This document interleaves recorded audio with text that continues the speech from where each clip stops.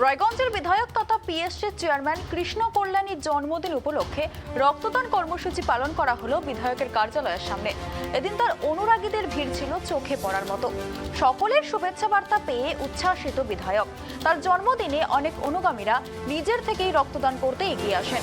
সমাজের এই কঠিন সময়ে রক্তাল্পতা কমাতেই অনুগামীরা এই উদ্যোগ গ্রহণ করেন। সকল অনুগামী ও রক্তদাতাদের শ্রদ্ধা ও ভালোবাসা জানিয়েছেন বিধায়ক কৃষ্ণ কল্যাণী।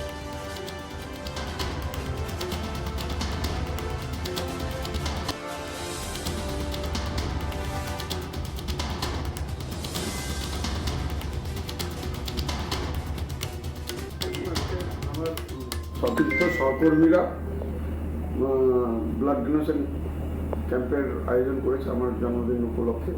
আর সেই জন্য থার্ড জেন্ডারের ব্যক্তিগণ এসেছেন। তারা নিজের স্বইচ্ছায় আজকে আমাকে আশীর্বাদ দেওয়ার জন্য আমার বাড়িতে এসেছিলেন। তারপর ওনারা দেখলেন যে ব্লাড ডোনেশন ক্যাম্প এখানে হচ্ছে, সেই মোবাইল গাড়ি এখানে এসেছে। তারা স্বইচ্ছায় 10 জন বেরেনালা নিজেদের নাম লিখে, যেমনটা আপনারা দেখতে পেলেন যে ওনারা অলরেডি ব্লাড দেওয়া চালু করে দিয়েছে।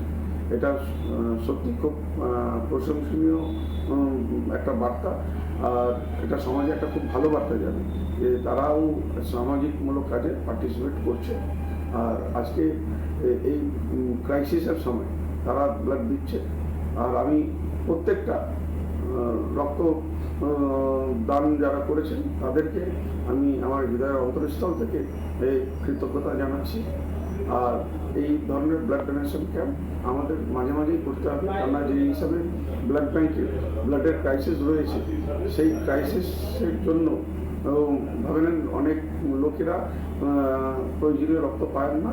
তো সেই ক্রাইসিসটা মেটাতে গেলে আমাদের এই ধরনের ব্লাড ডোনেশন ক্যাম্প করতে হবে।